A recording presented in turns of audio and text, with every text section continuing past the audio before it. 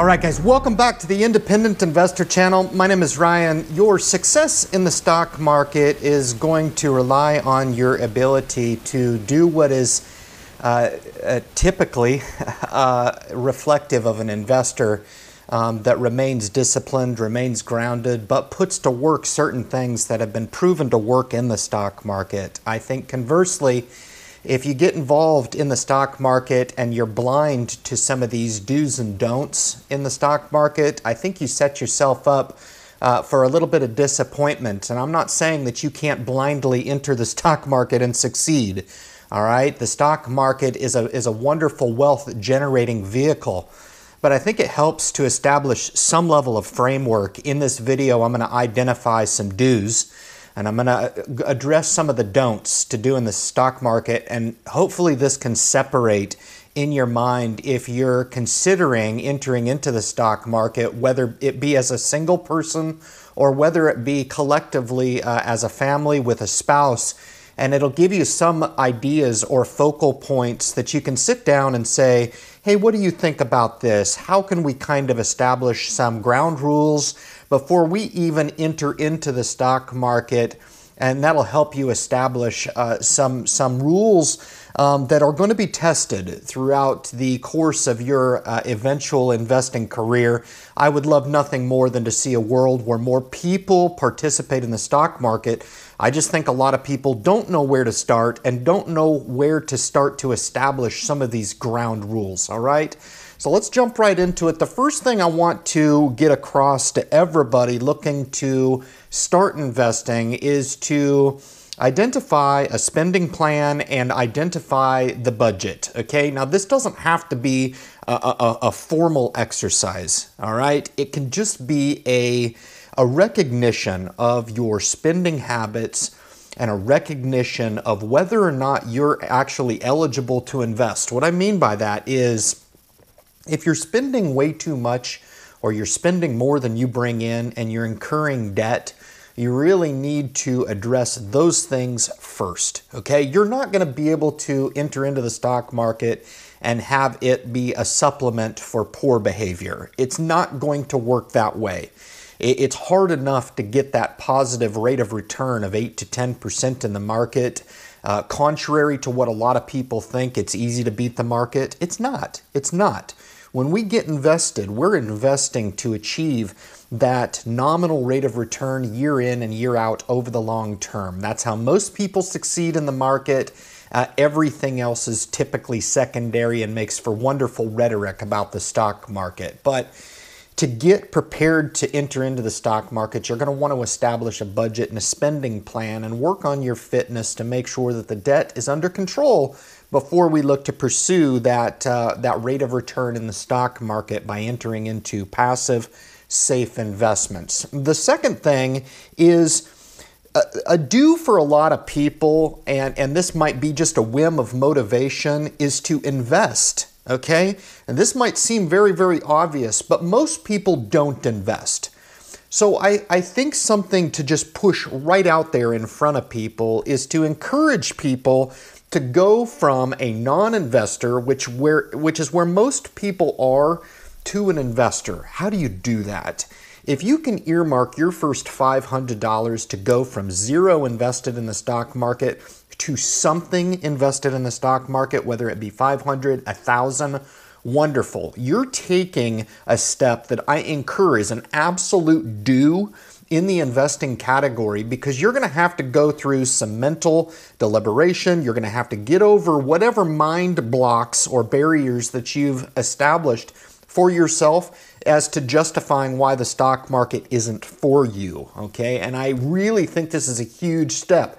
And the quicker you can identify getting over this step and identifying how important it is to become an investor, the better off you'll be. And the younger that you are, the tougher it is, because the tougher those dollars are to justify putting to risk in the stock market, right? We're just getting started on a career. We're just getting started in college. So making those justifications early in your life to go from a non-investor to an investor are extremely important, and it's just an absolute necessity if you ever want to become an investor to actually start investing, okay? What you want to do is you want to be cognizant of and seek tax shelter. I think this is an interesting kicking point for a lot of people, in that a lot of people will just establish a Robinhood account. There are 10 million out there that do this, and they establish the account and they establish a taxable brokerage account. This is the wrong way to approach it. And I'm sorry if 10 million people out there think alike in this regard, but if you're foregoing the tax benefits of a Roth IRA, you are in fact investing in the stock market backwards. All right, if you want to own a taxable account, great, do it down the line. I own 4 of them right now.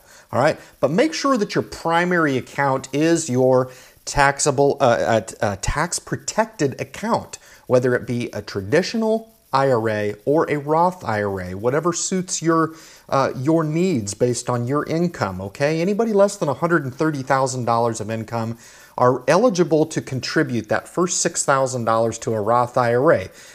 I will go out on a limb and say that's the majority of people. I highly doubt that the 10 million people who signed up with Robinhood are all making over $130,000 and are already set with their established account or ineligible to contribute to a Roth, so they all opted into a taxable brokerage account. No, they were allured in by the temptation of free trades, and therefore in 5 minutes they can have a taxable brokerage account and start trading. I really think that's a very short-sighted way of entering into the market. Eventually, we all want to be stepping into retirement with some wealth, and wouldn't it be nice at 59 and a half to look back over your decisions and say, wow, I entered into the stock market. I was a little hesitant to do so. I really didn't have the money to do so, but I made the decision to do it, and I made the decision to tax protect money. Now all this money has compounded 10x or more, and I can withdraw that money down the line tax-free if in fact over the eligibility age of 59 and a half, right? So making sure that you're acknowledging the importance of tax protection when you start. You may not have the validation, but take it from me, you'll be glad you did. The next on the list is diversification. This is something that gets overlooked all the time. It's a kicking point. It's something that is almost difficult to explain to people. Even with the recent volatility in the stock market, it's been a relatively smooth ride over the last 10 years or more of this prolonged bull market in the stock market, okay? So it's really difficult to justify why it is so important to seek diversification for new investors as opposed to just going out and dumping your entire wad on Facebook, okay? It is a defensive mechanism. We don't do diversification to beat the market, okay?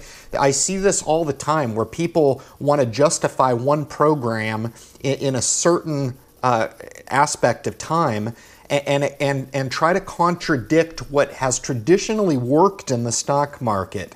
If you're looking to deploy a safe, defensive, historically proven approach to the stock market, you certainly don't want to discredit the importance of diversification. There will be times during your life, if you have a 40-year investing time horizon or maybe even more, to where diversification is going to pay off big, and it's going to pay off big when you least expect it. You're going to say, wow, I'm so glad that I'm diversified across multiple asset classes, and maybe even look to seek out some global diversification, assuming that the U.S. stock market isn't going to be the end-all, be-all of your investments going forward, okay?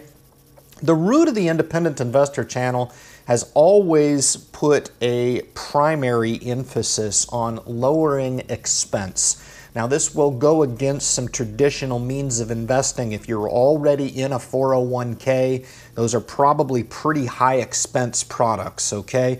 And the ability to layer on to that with maybe a self-directed individual retirement account is very important. Now, you can put assets in there to really lower your expense base, okay? Instead of just going with what a lot of people consider as a primary option in mutual funds, which carry with it a fairly high expense ratio depending on the makeup of the fund and the manager's expense over that. But you can expect anywhere from a half a percentage point all the way up to a 1.5 in expense ratio. That is it's going to damage your returns over time in a big, big way. As much as 60% of your own money is going to be surrendered to fees in potential returns over time.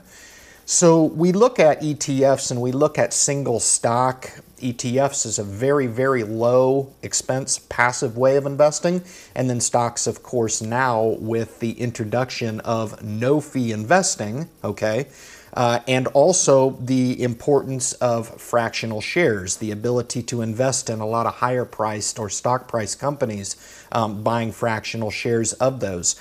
So you want to make sure that when you're sitting down and you're drafting your plan to enter into the stock markets, your plan of attack, you definitely want to take into consideration the expense. Don't just go in and opt for a financial planner to put you where they think is best for you, all right? You really want to focus in on the importance of lowering or eliminating expense altogether, all right?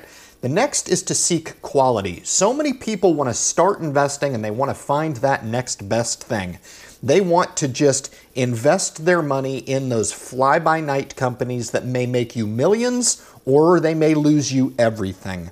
And I think there's a lot that's missed in that philosophy, in that investing in its purest form is participating in the best companies that are available on the marketplace at any given time. Those companies that have traditionally paid a dividend through their discipline, and businesses that are expected to pay that dividend and be around in the future. Now, there are no guarantees in the stock market. With investing comes risk, okay?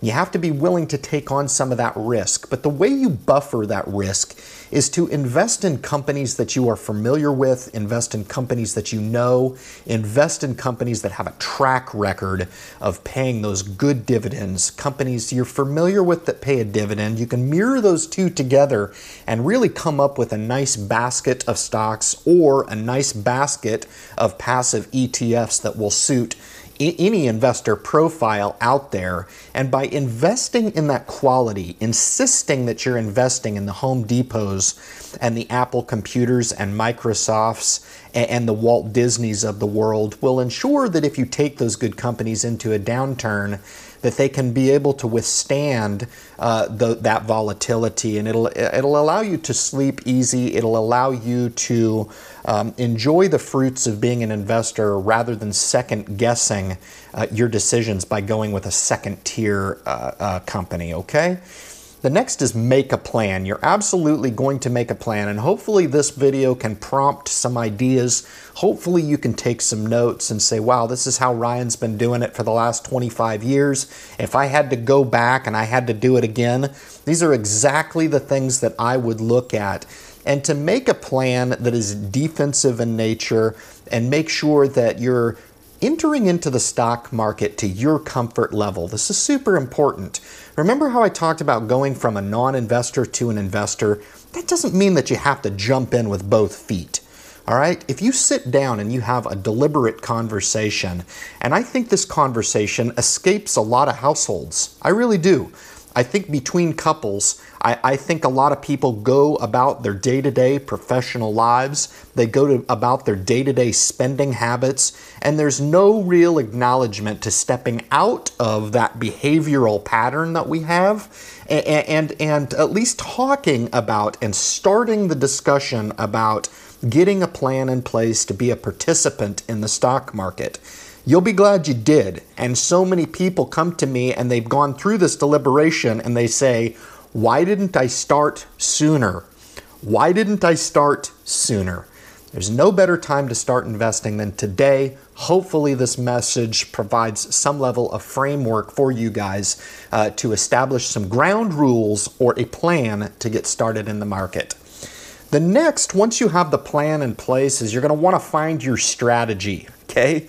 we break this down very, very simple on the channel, in that we identify a couple of strategies that are the most conducive to most investing behaviors. This is not going to cover the Bitcoins of the world. It's not going to cover the penny stock investing of the world. It's going to cover the masses out there. Those investors out there that are going to choose between one of these two strategies. And I'm aiming this message at the masses, the people who are going to get this and justify going with one of these two strategies to fit most investor profiles. Most investors don't need to be speculating on Bitcoin. Most investors don't need to be speculating on penny stock, right? So where does that leave us in the middle? I believe that the majority of investors out there can absolutely resonate with the idea of becoming a passive investor, okay? And the passive investor product is the ETF index fund route. We talk specifically about that on the channel, but investing in passive assets allows you to put your money to work in the method that I have outlined: low expense, tax protection, and allow those assets to work. And we're looking to achieve a year-over-year acceptable and respectable rate of return of 8 to 10% a year. You're going to have down years, you're going to have up years, but that requires no maintenance to become a passive investor, okay? The next is the active investor. The active investor I've further defined as being a dividend growth strategy. This is where you're entering into single stock. You're entering into basically the diamonds of the stock market. The Dow Jones Industrial is full of them. The Dow 30, okay? You can start there. Then you can move on to your dividend kings, your dividend aristocrats, and your dividend achievers. I don't think you need to stray a whole lot further away from those methods of identifying those stocks. In those baskets of stocks, you're going to identify stuff that you're absolutely intimately familiar with. All your banking sector, your Cokes of the world, your JP Morgan Chase, Apple, Microsoft, Visa, etc., all the way down the line. It's going to cover all of your sectors. And by being an active investor, you're looking to achieve a rate of return that may be potentially greater than what the market can render you. Now, no promises at all on single stock investing, and you are giving up some diversification by trying to establish a portfolio of good dividends paying stocks, right, to hopefully outperform the market and potentially render some dividend income off that portfolio. Now, I will just say that I am a 50-50 mix of both. I believe so intimately about the prospects and the downfalls of passive investing and the benefits and the downfalls of active investing. So those two strategies, I deploy a 50-50 mix, and I'm good to go. I would encourage you guys to deliberate on what strategy will work for you. And finally, I will say in the do category is to justify why. Why it is you are investing. Why? Is it because Ryan told you so on the Independent Investor channel? Did I get you motivated to start investing? If in fact I've provided the motivation for you to start investing, then that is great. That is awesome. Run with that motivation. But at certain points along your establishing your plan, curbing your spending habits, establishing a budget, you've got to be able to justify why. And it really should come down to you wanting to do it for you, and we'll support you. We provide a lot of products on the Independent Investor channel that allow for that support. We get into a lot more detail about the products that you could potentially fill a tax-protected, self-directed Roth IRA account. All right? We provide a lot of that motivation and awareness to what the stock market is doing week in and week out. We provide a live stream every Friday at 9 o'clock where I come on and I open up the airwaves for 2 hours for new investors to come in and throw their plans at the group or myself directly. And this can really, really help you justify why it is you invest and why you invest in the in the way and the manner that you do. Guys, thank you so much for tuning into this video, man. This is the do's in the stock market. I will be coming out with a follow-on video that addresses the don'ts in the stock market, stuff that you want to actually avoid. This is going to be part of a two-part series that I actually address the bright side of investing and things that you might want to not do on the dark side of investing. But I really hope you enjoyed this deliberation, and hopefully it helps you take that one step further from going from a non-investor to an investor in the stock market. Guys, subscribe to the channel, leave your comments at the bottom, and share this video with new investors looking to step into the market. This can really help them get off on the right foot. That is an extremely important impasse in your life when you're looking to get involved in the market, to do so correctly and get off on the right foot. That'll set you up for success into the future, guys. Thank you so much for tuning into the video, and good luck in your investment future.